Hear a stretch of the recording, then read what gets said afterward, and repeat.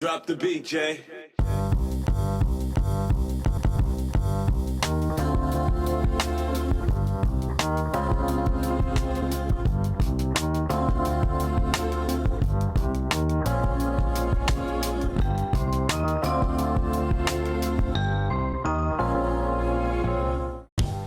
Oh yeah, what's up people?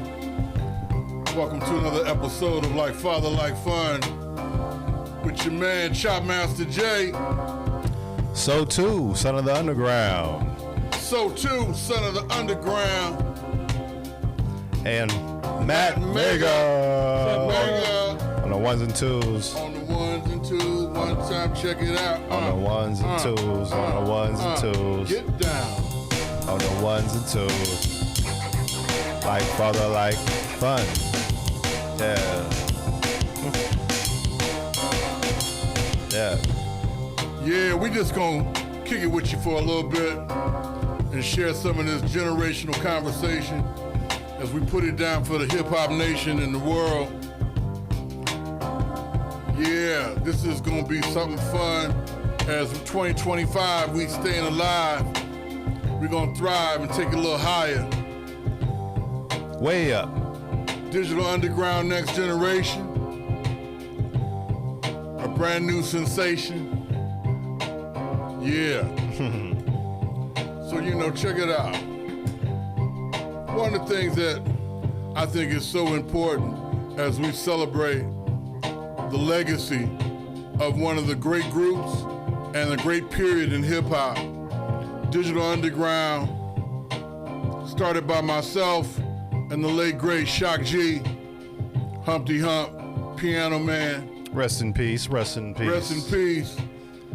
And we're going to take it, pick it up, dust it off, and bring it back in this 2025 with celebrating the music and the art and doing it for the glory, not just the money, and really not the money at all at this point, baby. We're doing it for the love of the music and the art.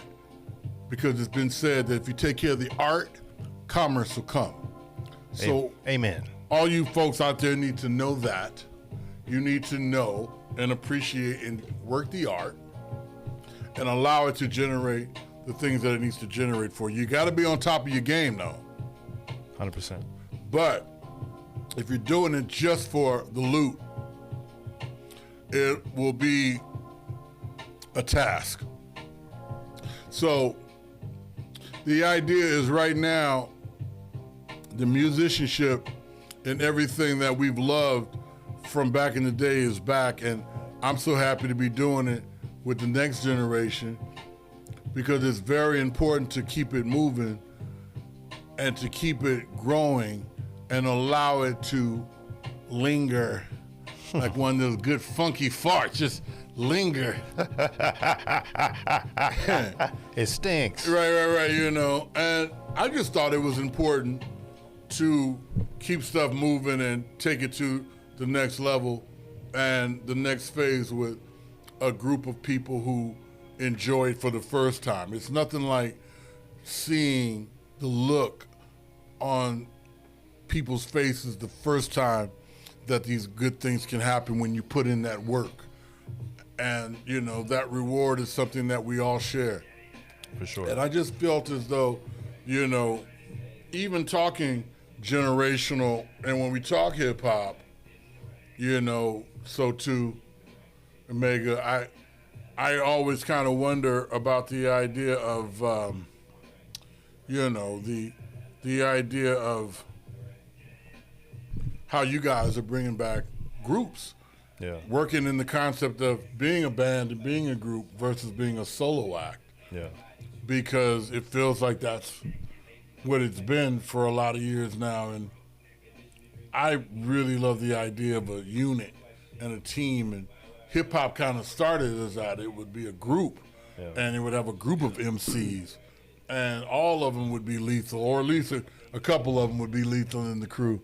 You could tell who stands out, who doesn't. But yeah, it's all a solid foundation at the end of the day, something that everybody was enjoying, and everybody had their favorite, as far as groups go. But you already know who was like who stood out amongst the crowd. I mean, amongst the team. So it's definitely dope to be able to bring back that concept, like how y'all brought back or how y'all did initially, as far as the golden era of groups. And so we just want to keep that alive at the end of the day. Well, sure. Right. You know, I think that it's important because with us as Digital Underground, one of the things that we were bringing back was the funk and P-Funk and Parliament Funkadelic and concepts of characters and costumes and being something that was visual beyond just the music, especially during an era where everybody was b-boys, baseball caps, and T-shirts and this, that, and the other. And so there was no real, to me, entertainment element of it, or so the idea of you guys bringing this thing back as a collective and as a group, I think is refreshing. Mega, you being a multi-instrumentalist, playing everything from keyboards to guitars and bass and laying all the various different things. I mean, I think you need to be commended in regarding and understanding that a producer or a DJ / producer DJ, to be able to incorporate instrumentation like that is part of an old school thing and something that's very, very valued, especially on the production end. You don't have to bring in a bunch of other people. You can actually lay down a lot of these tracks. So you're kind of like doing some Stevie Wonder, Sly Stone Prince type production. Thank you. That means a lot coming from you. That's definitely the influence at the end of the day. For sure. It's definitely, we come from, the authenticity of what yourself put together, as far as like even the music that you put in front of me growing up, it's like it's instilled in my mind. So it's like the things that motivate me to make music today. And Matt as well, like he comes from music, and his brother's a DJ. He could tell you better than me, but as far as just his influence is definitely the same. You could tell we all listen kind of the same thing. That's why we gel so well when it comes to creating and making the next generation of his legacy. So it works hand in hand, Well, what I like is you guys kind of are also kind of like the Jimmy Jam and Terry Lewis of it, but so to you on the mic, right? You busting. Hey, I do a little, I do a little everything. You produce it, and you I mix too. I'm an engineer. Produce, I do some Dr. Dre. I do compose, some produce, mix, all of that. You compose the lyrics. We have a lot to give. Yeah, we have a lot to give. I'm a one, not a one-trick pony, but I'm a multifaceted there you go. individual. I'm eclectic with my talents, but everything is for sure just wanting to be the best at my craft. So I want to learn a little bit of everything and just be the best at what I do. So that's why I do what I do. The mixing, the songwriting, MCing, producing, composing. It all works hand in hand. So I'm very much happy to be stepping in my purpose and doing what I'm supposed to do. Hey, like Megan, I like this right here. Yeah. This, these grooves is jazzy. I mean, man, and not just, but just good. You know what I'm saying? This is just like something to vibe on and to groove with. And I think that I know from watching you cats in the growth of what it takes, because for me, they call me cocky, but I'm batting 1,000 when it comes to messing with hip hop and dealing with any of that stuff. All I'm attached to in hip hop is Shock G, Humpty Hump, Tupac, and Saphir.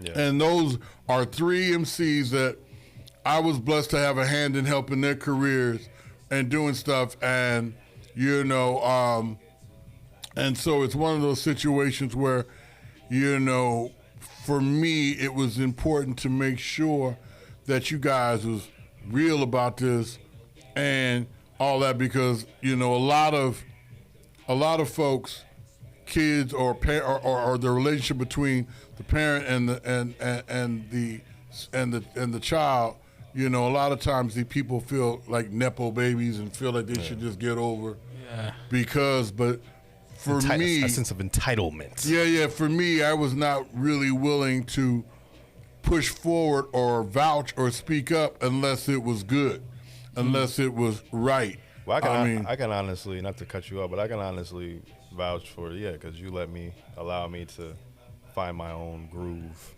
and not force it per se, and just, you could see like it was a natural progression to a point where then we put it together and made it make sense. So it's like, oh yeah, you actually kind of dope. Because before it wasn't, you had to, kind of like a test run with it. Even as far as producing, you could see my influences, the influences that you put in front of me as far as jazz fusion and just funk and everything under the sun. Even Steely Dan, pop music, yacht rock, everything. The yacht rock. You're right. The idea of it all is, you're right. What was trippy was checking out not just your ability to want to compose and make music with stuff, but also how you're conscious and how you guard the conscious with sonics and stuff sounding good. Yeah. And because, that takes even more time for some people. Some people, it takes a while to develop that aspect of it. Excuse me. Or they have to rely on somebody else to do that. Yeah. And so I can honestly say that with technology and then also with the old school ability to have that eclectic music, because I know for a fact the music that I listen to in the car that when you would be like strapped in a car seat in the back, listening to, and so, to have some Return to Forever come on, then some Gino Vanelli, then some OJs, and then some Isley Brothers. You know what I'm saying? The Isley Brothers. And, Jean-Luc Ponty. As I said, some Steely Dan. Exactly. Or, some Pat Metheny. Pat Metheny. George Duke. And then some Too Short. Yeah. You know And then some E40. And then some Too Short, some E40. Some Richie Rich. Tribe Called Quest. Oh, Tribe Called Quest. You know what I'm saying? We definitely loved Busta. We loved that. We loved Fife's solo albums. We loved some Tip solo albums. Yeah. And so I know that what was funny was when you first started making some music and you would be coming with some of this stuff, like some Narada Michael Walden. I'm about to say that, yeah. The sample, and I'm not talking about the pop stuff. I'm talking about the fusion. Yeah. Garden of the Love Light album. Stuff, and so, and then I know the same with Mega with his brother. You know what I'm saying? DJ C. Brown. DJ C. Brown.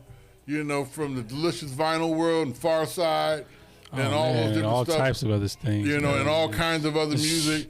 And then as well as like a good brother, our good brother, on guitar. Taurus Hamilton. Yeah. You know what I'm saying? Taurus, who took you under his wing as well, and let you see and put you down with some chords and doing stuff with the guitars and stuff, and just the ability to be blessed with that community that you grew up in and that you're living in. And, definitely an artist community, an art community, as far as all facets of it. Musicians, like you said, the sonics of which we appreciate sonics for sure. I'm a fan. Like, I didn't want to even make music if I couldn't make it sound good, at least up to, not up to par, but like as far as standard, or just, I'm a big fan of Dr. Dre and his engineering. He's like the standard, which is kind of hard to mimic, but as far as something that I'm influenced by. He lifted the sonics of hip hop up, and he made that understood that he wanted his stuff to sound like Michael Jackson's Thriller. He wanted to sound the same quality as that. The biggest pop record on the radio. Well, because back in the day with hip hop, sonics wasn't the main thing. What was the main thing was the rhymes, and then whatever groove that person used, or using a break from a record or whatever. And most times back in the day, somebody would basically be like rapping over a track off the radio. Yeah. Right? Fools will be like, listen to the radio, record that radio show, Mr. Magic's radio show, Red Alert's radio show, what have you. And then they would bust a rhyme over what was ever popular. So the sonics of it wasn't really important. And as a matter of fact, for it to be sonically correct was not cool for hip hop. Certain people were able to do that. You like the raw. Right. Certain people were making those records. Houdini made records. Run DMC, Rick Rubin, they made records. Things were about sounding sonically correct. And then you had people like RZA that's coming through, and his stuff was sounding not necessarily like it was big budget stuff. It sounded like some raw hip hop that that you would hear, and there's a real appreciation for that as well. I think with that, it just makes you appreciate the wordsmith, the lyrics, the MCs, like the focus is back on the rhyme. Focus is back on the rhyme. Back on with the words. The tracks is cool too, though. Like but as far as like it's being, the mix of it is more like catered around the rapper, the artist, the MC. It's like you can hear what they're talking about, you can hear what they're saying. And it's launched some incredible MCs from the Wu-Tang Clan. For sure. A dope lineup of MCs and stuff, and all that. So the idea of MCs versus rappers. We talk about that. Like for me, it's too many rappers and not enough MCs. And for an MC, for me, what I mean by that is a master of ceremonies. Someone that can commandeer the crowd, whether it was their rhymes or it was, we need you to get to the parking lot so that you can, someone who can commandeer the crowd for different things, please evacuate, and you got a lot of people who are rappers who can only just rap their words, their rhymes, and this, that, and the other, and may not be articulate enough or that confidence to commandeer the crowd. So a lot of people, and when people ask me the difference between hip hop now and hip hop then, or the old school versus what's happening, I embrace the ones that are good and that have those qualities.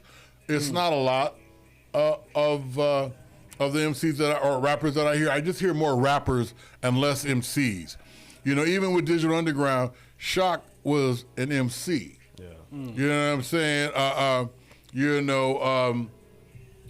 Some of the other people that we would feature, like a Money B, he was a rapper, and he was a good writer, and he was a rapper. Tupac was a great poet that rhymed. He was a great poet that rapped. He wasn't a rapper. That's why his words just resonate so tough with people, just a little more than the next. I like them instrumentals that you be rocking when we be talking about that, man. The instrumentals, though, I like. That's the DUNG sound. That's the DUNG wave. Sure. The idea of it all is that I just think it's important to discern the difference between rappers and MCs. There's definitely not a lot of them. I mean, as far as what I see, I think it's like a comfortability that you get when you're on stage at some point. A lot of people come in on rap nowadays is kind of like a popularity type situation more than it actually being like something that it's like you gotta, especially as like social media and all that, people are like, they go, oh, I rap. It's like, but you rap, but that's but when you start getting on stage and you start understanding the dynamics of it, you got to be beyond just doing your like rapping. You got to actually like get the crowd involved, and I can see that progression in artists when you see them after a while when they started, and you can see that they see that, oh, it's beyond just like you got to talk to the crowd. You gotta let them know, as far as like appreciate them, show them you appreciate them, and just get them involved to make it more exciting. So then the show is actually a dope ass show and not just you just on stage with your DJ or a track and just rapping, because that only goes so far unless you got a hit after hit after hit after hit after hit, which honestly most people don't have. So first of all,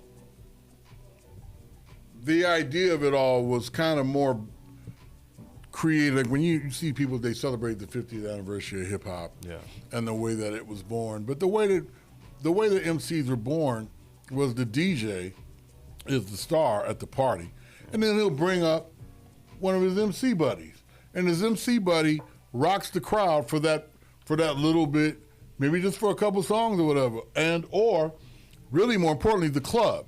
You come into the nightclub and the music's been rocking, but then and the DJ is talking sometimes to the audience and to the crowd and stuff in the club, the people on the dance floor and stuff. But then you bring in this dude and he's hype. He's Busy B, he's Cool Mo D, He's one of them cats that jumps on the mic, Houdini, Jalil, or Ecstasy from Houdini, can jump on that mic and take the music, it's dynamic, take the music Up. the track up and be getting people to party. Just wave your hands in the air, wave them like you just don't care. You know what I'm saying? If you're down with self-love, let me hear you say, oh yeah, Oh yeah. And so you get that participation, you get that crowd participation, you get the party going. And so for me, a lot of the cats that have been coming out have been just these rappers just doing their thing, and that's cool. And what you end up finding what I found is that you end up buying the person's swag. Yeah. You weren't really buying what they were saying, and half the time you didn't know what someone was saying. Like some of the MCs or rappers that I've been checking out, whether it's Future, whether it's some of them other dudes down south that I will have checked out. This is my personal thing, the way I feel in terms of I'm going, for a long time, we've been buying marketing and not necessarily the music. Oh, yeah.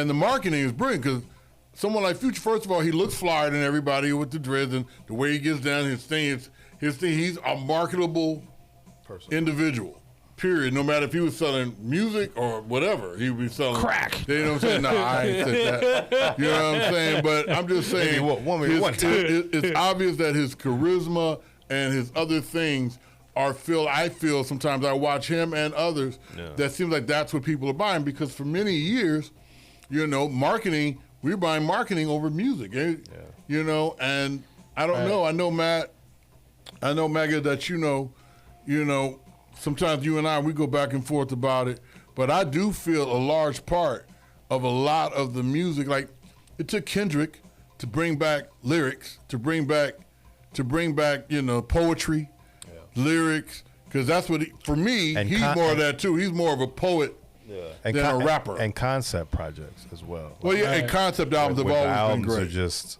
cohesive. Like he had an idea, like I want to make something like this, and he made it like what everything works together. So it's like, but not a lot of people do that. Not a lot of people can do it. I mean, the idea of it all is you're like approaching it as an artist compared to just trying to a money grab type shit. Well, sometimes some people are just what they are. Like, for example, I used to love some fusion albums, and one of my favorite fusion artists is drummer Lenny White from, first of all, from Freddie Hubbard's Red Clay recordings back in the day, all the way to his stuff with Return to Forever and all that stuff, as well as his solo stuff. Yeah. But I know that one of my main mentors and one of my cats that I really checked out was Don Mizell, and Don Mizell was or is a cat that would come up with a concept like the Adventures Through Astral Pirates. That would be Don Mizell's concept. Yeah. And Lenny and them would make this album, but Don created this concept for an album, and the album had artwork and a story and stuff because, first of all, the king back in the day was George Clinton with the album covers and the story, like the whole George Clinton experience. P-Funk Parliament Funkadelic was, you bought that album, you bought you a little Matchbox $5 box of weed, and you went home and wrote that up, and you smoked that and listened to the album and read the liner notes, read the story, read the whole thing, and it was an experience. It wasn't just music, and I think that I love the idea when people do that, and I love the idea of bringing it back. And I know that you guys are. That's what I'm saying. We're bringing it back too. You get your little dung weed and go ahead and we working roll on it up strain. and just take the record and listen to it. That dung strain on the way. That dung strain on the way, and you be able to. And y'all was doing that in terms of the idea. Y'all been doing that for a minute. Like, don't get me wrong. People will, in this instant gratification generation, which is what I call a lot of where y'all come from.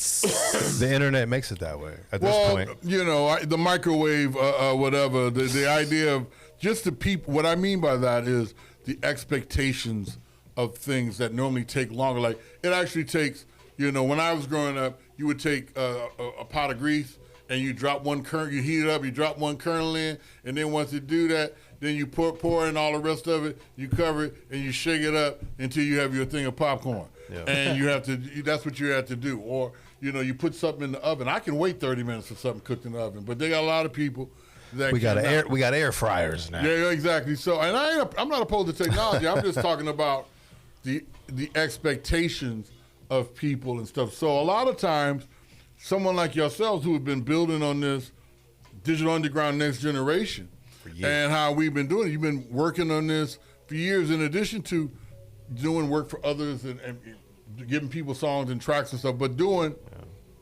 y'all own thing. And people will see you and call you an overnight sensation, not knowing you've been doing this for 10 years. And people have been talking about that. You know, it takes the time that it takes and the maturation of it all and the things all to come together. And so, you know, I love the idea that there is music that you guys have.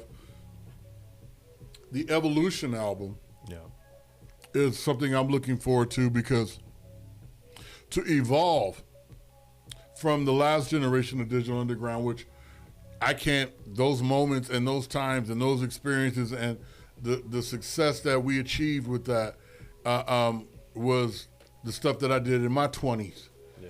You know what I'm saying? And all the rest of that stuff. And, you know, and being able to be on tour with Chuck D and Public Enemy with Fear of a Black Planet, or to be right there with Ice Cube when he just left NWA and joined the tour with the It'll Take a Nation of Millions, or to be out there with Big Daddy Kane or Dana, Queen Latifah, you know, to be on tour with different people in those times. And the music, the Sex Packets album, that was this groundbreaking album, biochemically compacted sexual affection, sex and appeal.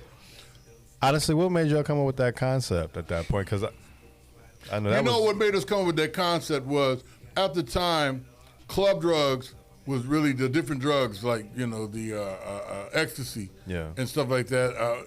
I forget what it's called at the time, but that was coming into play. cocaine. You know, you used to have amyl nitrate, which was popular in certain communities. You said AMO? Yeah, where you you know. Oh, you had the Nas? That's that shit. You know, that's that shit you like when you get knocked out. And right, in your exactly. nose. Knock you out and wake you up at the same and time. then, you know, the idea was that HIV, AIDS had just hit the scene as well. That was a very large part of stuff, you know, that invoked fear in a lot of people with sexual interaction with another person. So, you know, we had created this idea of safe sex through sex in a pill. You can have a simulated sexual experience by consuming this pill.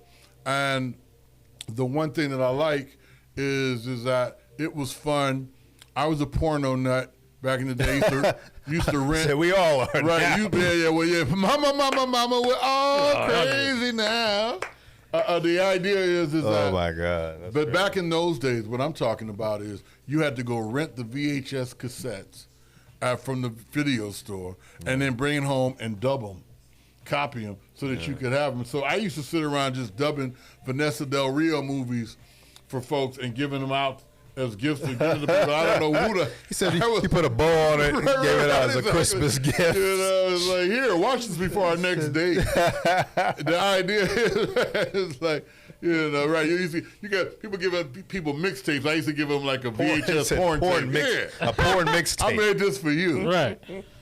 Anyway, the idea is that to bring Sex Packets back kind of coincides with certain fears and stuff. Like, you know, nowadays you have stuff like COVID and different things. You also have pandemics. You also have a high rate of social ineptness, meaning people don't seem to know how to connect and don't know how to do certain things. I mean, through emailing and texting and all the virtual stuff that you can do, there's been a basic human disconnect. Yeah. And so, you know, the idea of you being able to, the last thing in the world of adult entertainment and porn is to actually have a simulated sexual experience by taking a pill. Yeah. And we predicted that could happen. And I know that shit is still to today. It's very much needed. Oh, it's gonna happen because I tell you, I used to make music. I used to make music though. That I had a song called 1-900 Love Shocker. back in the day. Dave Hollister sang it. One day I'll play it for y'all. But it was really all about you having a sexual experience with someone on the phone and your TV or your computer or your TV and being able to do, and they have that to times 10 right about now. So the idea of sex and a pill is something that one thing there's no Bill Cosby action with that. At the end of the day, you can have your pill, and then there's no actual physical abuse of anybody. Everybody, this is a simulated thing. It's in your head. It's virtual. It's not. So no one gets hurt. Nobody. They say you could be a no creep. one gets You could hurt. be No one gets hurt. You could be a creep without the backlash. Right. Right, exactly. You little molester. We have the molester pill. You can take this one and pretend whatever you want. Yeah, exactly. But I think that the real deal is that it's very important to continue legacy. So I know that you guys also created a Sex Packets re-up album. Yeah. That is pretty dope. And I know that we're going to be dropping that and putting that up and celebrating it. It's the 35th anniversary, March 20th. Congratulations. Of the Sex Packets album that launched the Humpty Dance, a iconic dance and song that is one of the biggest songs of the 20. Humpty Dance sold 1 million copies. It's in the record books of the only thing that sold faster to 1 million at that time back then. The only song that sold faster to 1 million was "We Are the World" by Quincy Jones. Wow. In them. In them. Quincy in them. Rest in peace. At the same time, Tone Loc's "Wild Thing" sold really fast to that. Wild Thing. Wild Thing was crazy. Yeah. And they didn't spend much on that budget of that video either. No, not at all. But they didn't have to. The song took off. It was a classic. Yeah. And the idea is that, and also "White Christmas" by Bing Crosby. Bing Crosby's "White Christmas," Tone Loc's "Wild Thing," and "We Are the World" is the only song that sold faster to 1 million than the Humpty Dance from the Sex Packets album by Digital Underground back in 1990. Well, how did that song? How did y'all come up with that song? At the end of the day, that was to this day, it's like probably top, like legacy wise, hip hop legacy wise, it's probably top 20 all time best hip hop record. Like, period. Like, Well, it's a party record. party record. It's a party record. Just hip hop in general, because I go to this day. I mean, we go out. Me and Mega, we do our thing, but we go to clubs, and if you play in hip hop, you gonna play the Humpty Dance at some point in time, especially if you're going on some nostalgia 90s vibe. I mean, outside of the club, you might hear it in your radio local department store while you're out shopping. You hear it on games in between going to commercial breaks at the NBA games. We heard it on the other day. We was hearing that on Jeopardy. The idea on Jeopardy when they were saying, it's a question. It was Jeopardy. It was. He said, how about Humpty Hump? So it's in the zeitgeist. Right. No. It's pop culture in general. It was a big record. It was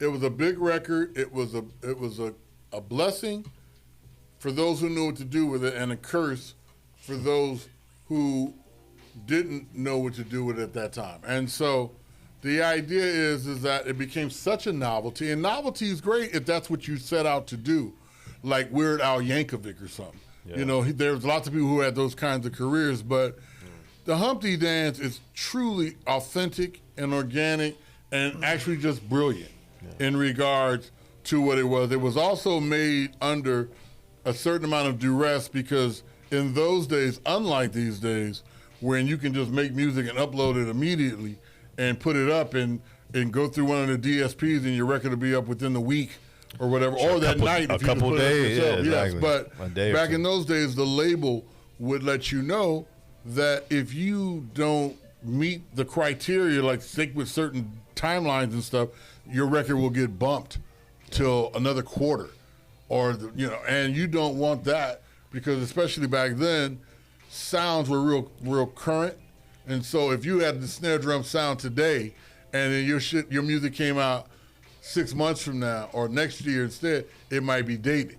Wow. So you would be under pressure. Well, like technology was evolving, right. Oh, it was year by year. Like so nowadays bang, it's kind of like we revert back to like the first sounds or whatever. Let's just kind of make something sound vintage or something of that nature. But it definitely is not the same. Like you just well, said. With an 808. With an 808, you can always sound contemporary and sound cool. For me, I always love real instruments playing stuff because, but the bottom line is that the Humpty Dance was a novelty hit. It eclipsed a lot of things. It made things really, really big, really, really fast. And back in those days, having a novelty hit wasn't really, or it was something that someone could easily feel like they weren't being authentic to hip hop. Yeah. And like I said, no, this was brilliant, and it came from Shock and myself and just our whole satirical approach to it. We grew up as Saturday Night Live kids. Yeah. Watching that, we grew up with that humor, spoofs and things. Yeah. And basically, what they call it? They basically call it when you lampoon. Yeah. To lampoon. So national. When we lampoon, and you got Hump who's doing like some Groucho Marx type of thing, which Groucho Marx for a lot of people would have been probably considered the biggest comedian of that time, of the 20s and 30s and stuff, and just as a personality. Yeah. And then we also brought the P-Funk with us and sampling a lot of that. We also brought, like we said, the Sly Stone, and the mistruncating of a bass line. You know what I'm saying? Because we were still, like you said, the technology trying to loop something and trying to lock it, and in the way that it locked on its own on something made it really dope, almost like this mistake that you let happen.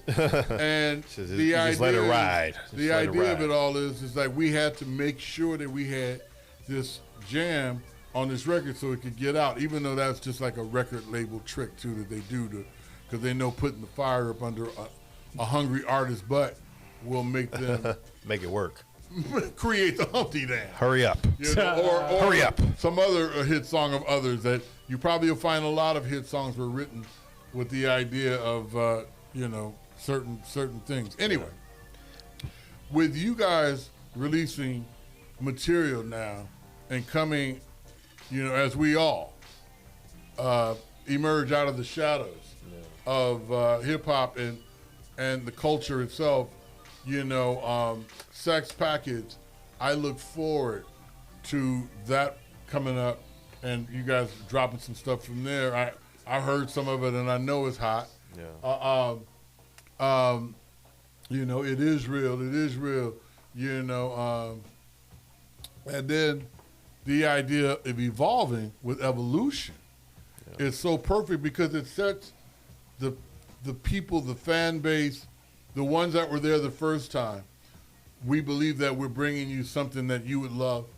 I know that S.O.T.U and Mega, and let me also mention some of the others like MC Abram and Posy Maserati, even shout out to Words, from back in the day, the different people that have participated in the creation of some of this new hip hop collective, Digital Underground Next Generation, is something that I think that everybody could look forward to. It's almost like Star Trek, though. See, like people are going, what about this?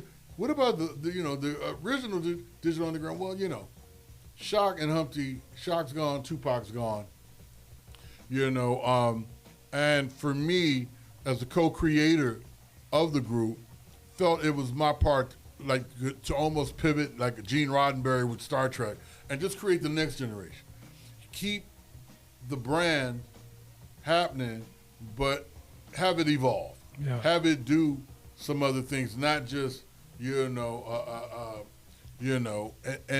the things that people loved about the first DU. Well, I'm sure that we can throw a medley in there for you. Honestly, not to cut you off, but honestly, the essence of DU is you. really to a degree. I'm saying Amen. as far as the collaboration between you and Shock G, because I know that anybody knows I know, as far as the collaboration between y'all two and creating the magic that you created at that time, and it's just passed down to the next wave, and now we doing basically all our influence and everything is of the same thing, so we're coming with the same, not exactly the same sonically, we're coming a little different, but as far as like the essence of the where creativity, the DU originated from, we're coming with the same vibe completely. Let me tell you and something. So and paying homage to the legacy 100%, because we were fans even before I knew my pops was Digital Underground, because I'm a kid. I don't really know what he do.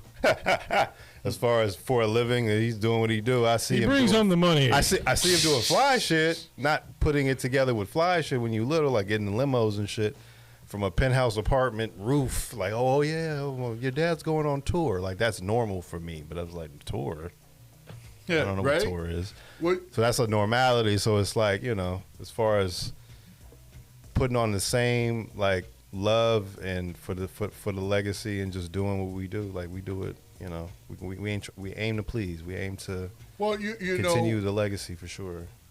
You know, the idea, you know, for a lot of times when you work within a group or a group of people on a team or whatever, but in a creative environment, a lot of times people will be like, Shock G was the star. He was the star MC, and Humpty Hump became the biggest star of Digital Underground. But Shock G is a known cool vibe dude, a rapper who made some cool songs. You know, and you know, I tell people all the time I felt that he was, you know, one side of him I love him, the other side was the selfish cat, because his production and what he could do production wise, he could have been producing a lot of people. Anybody. You know, exactly. I think he ended up producing, Prince called him to produce a song of his and all that, which I'm sure for Shock made him very happy because they love Prince. But the idea is, like, and I did too. Yeah. We all do. And, we all do. But the idea of it all is like when you're talking about collaborative efforts, a lot of times, in addition to me like having this massive music collection and stuff, and a library for us to sample from, and me having this taste in music and being what they almost call a music ethnocologist, where I just have this vast array. So I would go to get stuff, and you know, I learned, Shock taught me how to utilize a lot of the gear, because I was just a jazz drummer, big band jazz drummer from back in the day, playing, you know, and music camp, summer music camp kid, stage band kid. That's where I come from. But getting with him and getting equipment and learning to utilize it, my ability to go in and sample certain parts of songs or to create these ideas would inspire some of the other things that we would do, you know, and even like the organicness of, like I said, we would be at a jam session playing with musicians at my dad's jazz rehearsals, and Shock would come, and we would be playing something like, after my dad would leave, which would be playing traditional standard jazz stuff, and then we would go into jamming. And so we start playing stuff like Chameleon by Herbie Hancock and stuff like that, and then Shock would come and hit one of the other keyboards or something that was in there and start playing like Knee Deep, juxtapose Chameleon. Yeah. And so we would do that in a jam session, and then we would go back to my house with the gear, the studio gear, and create, underwater rhymes. Or we would be there jamming over there, and we'd be jamming Jimi Hendrix, Who Knows, the Band of Gypsies, Who Knows, and then we would go back to the crib and go make You Like the Way We Swing. Yeah. You know what I'm saying? And so the way we swing. And so the idea is creating together, and then sometimes you can really be like, what I even more was with DU2 was the influence. That's what I was about to say. That's what I was saying. As far as the influence is what the influence, like, because producing goes beyond just, you know, you actually making the music. It's like you can inspire somebody by giving them absolutely a good idea. You're producing some shit out of your mind to give it to somebody else to be able to create which you necessarily couldn't do. Like, Yes. As far as like, but you're still producing. Absolutely. You're still producing the music because he didn't think of that. I mean, I'm not saying shock, but I'm just saying as far as like anybody that you're collaborating with, Right. you can give them the influence to pick. You should sample this, and then take this part, and then do what you do, and it'll turn out to be some magic, something that he wasn't even thinking about. So, well, you're absolutely right because I would jam to all the Miles Davis stuff. I definitely turned shotgun to a lot of music. And then also something else that I would do is I had a relationship at Leopold's Records back in the day in Berkeley. And he said, I lived at the music store in my life. I did. And at the end of the day with that, I would buy all the albums. I would pick up a BDP, Boogie Down Productions album. Public Enemy album, and that's a LL Cool J album, and that's a luxury. Album because people ain't buying records like that. Well, I mean, people buy records, but like you got to ask a little money, or you got to be working at the record store to get the music. That or people only would buy singles and would only know a single or something. But so I would buy an album. So, see, I want to hear what else they have to offer other than this. Because up until that point, Shock admittedly is like.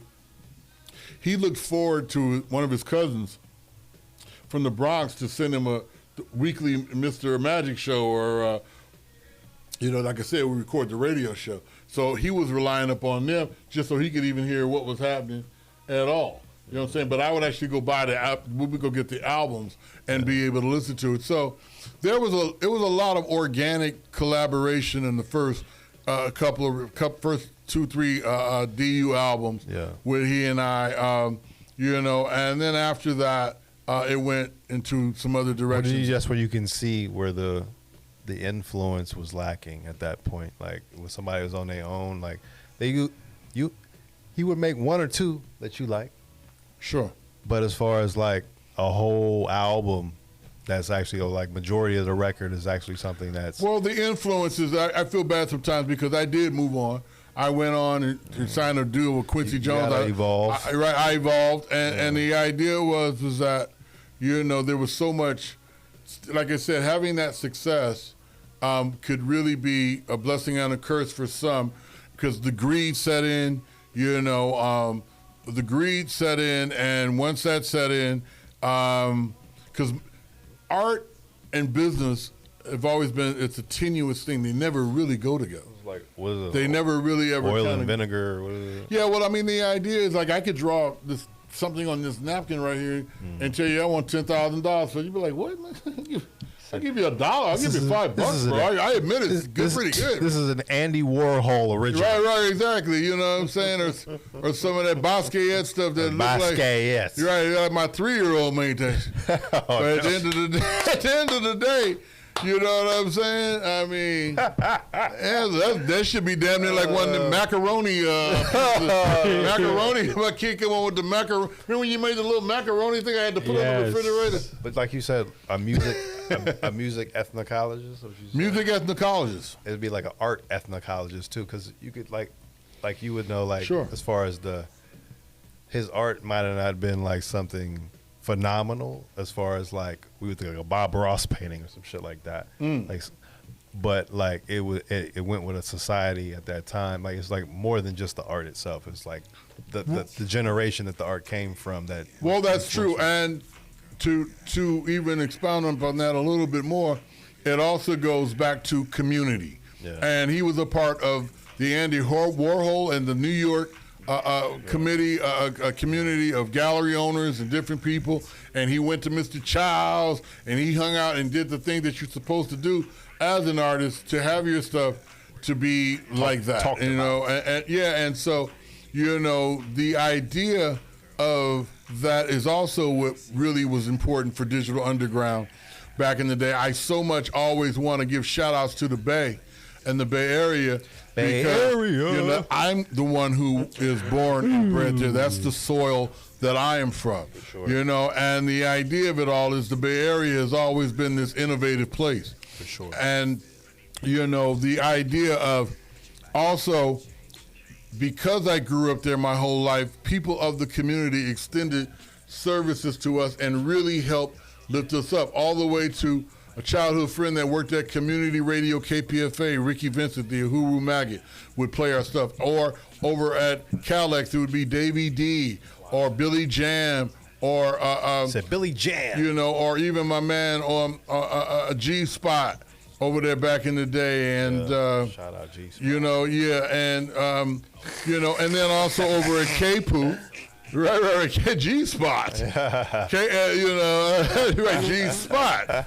I like that line by S.O.T.U in that song that LL that they got out. Proclivities. Yeah, your proclivities. She's talking about you know GPS to find my spot. I'm like, ooh, that's just dope. That's a sexy little song and video. You nasty.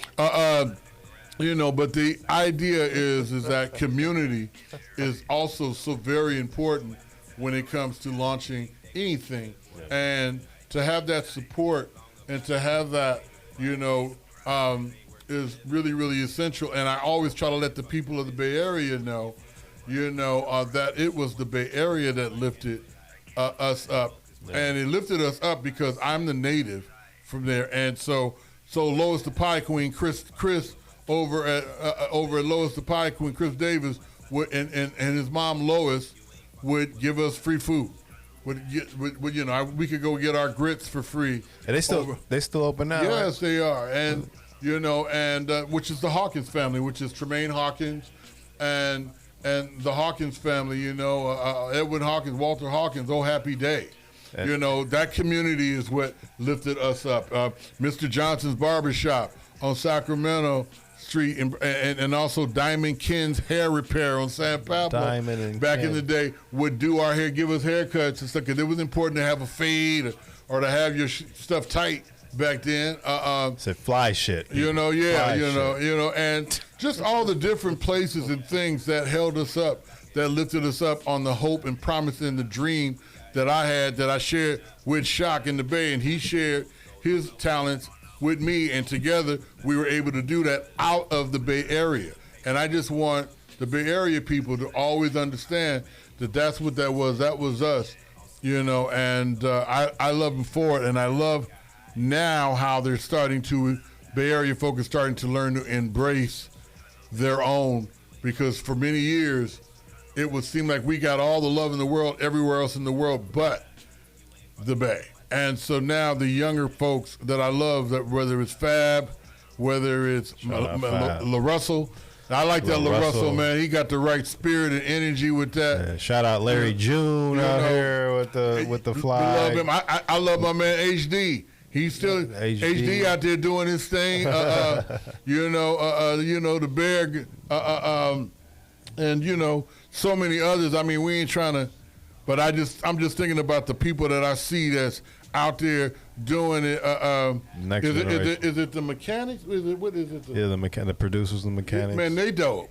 So, you know, and Keith the Sneak, shout out to Keith. You know, the idea though is that I love where the Bay hip hop and the Bay scene is right now, in terms of it progressing and really understanding its value by E40 and them being celebrated the way they have during the last bunch of years, especially during the Warriors. Well, even in the business aspect of it too, like because I didn't see Master P. He was even praising the Bay Area for kind of like, his whole approach on how to like do business in this industry. P came up out the Bay. He I know he was in Richmond. Yeah, with that and all that, and he from Louisiana. And he had the hookup. Right. And then, you know. And he's from Louisiana, and the people from the Bay and in Richmond is from Louisiana. So at the end of the day, you know, the Bay Area just always been. We from Louisiana, our family from Louisiana. Right, exactly. You know, right, Mr. Wonderful. Shout out Mr. Wonderful. All that, yeah. You know, but the idea is that the community of the Bay has always been incredible. I look forward to them supporting us moving forward. I mean, you know, I meant to mention the idea of the music and stuff that we have, that we're doing and that we're coming out with. I know that, you know, I had basically created a record for my 5th grade classmate. I created an album for Kamala Harris as she was running for office, and the idea was, you know, I looked up, someone had posted, and the idea is that I was in the 6th grade, she was in the 5th grade at Franklin Elementary School, And I have these songs that I felt that were really good that would offer hope and stuff, you know, for the people. It really was more, the music is for the people. It really wasn't for any political party or none of that, but it was these songs that were good. And yeah, so, you know, we have been doing this music, and the idea is that the music was for the hope for the people and to try to uplift the people. And the songs are really good, and I just felt as though I wanted to get this music out to the people right now because we need this healing. We need to look to the entertainment and to our artists to bring us stuff like that. And also down here at the SoCal Strong and the fires down in Southern California, which we were very affected with the fires ourselves in '91 in Oakland, and we're burned out of our home up at the Caldecott Lane up there. But down here in Los Angeles, this has been so horrible. So I know that some of the music could be soothing right now, you know, you know, I think that what I would like to be able to do is to know that we've got music that speaks about the issues, and then we got some music that's soothing, you know. So we got music for everything. But you know, we definitely got music for the soul.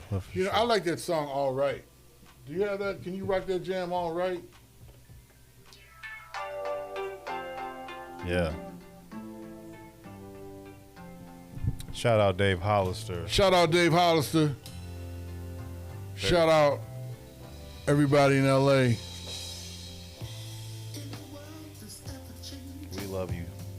People's lives are rearranged. They feeling like you can't get by. Available everywhere right now. Head to the sky. Look deep within your soul. 'Cause the truth you must uphold. Don't let your problems get you down. 'Cause it's gonna be alright. Yeah. Alright. Gonna be okay. It's gonna be alright. Yes, it will. Yes, it will.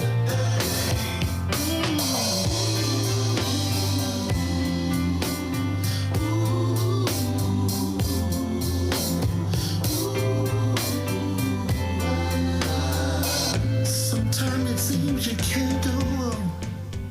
That's when you'll see you're truly strong. And you will find everlasting wealth. Yeah. When you learn to love yourself. Yeah. I mean, it's so important for us to So keeping hope alive. and to embrace each other. We're all we got. You know, it's sad that it takes a tragedy to bring us together, Yeah, it's but you know, we have to work at it and we have to overcome, and it's going to take all of us together. Sure. Whether you like it or not.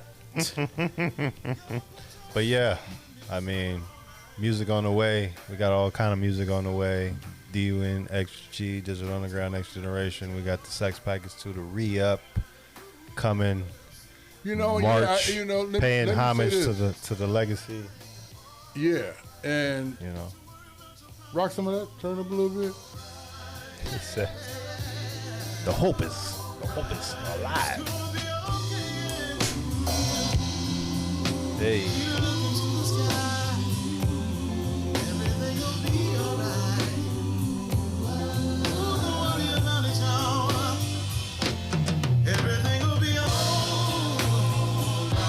Yeah.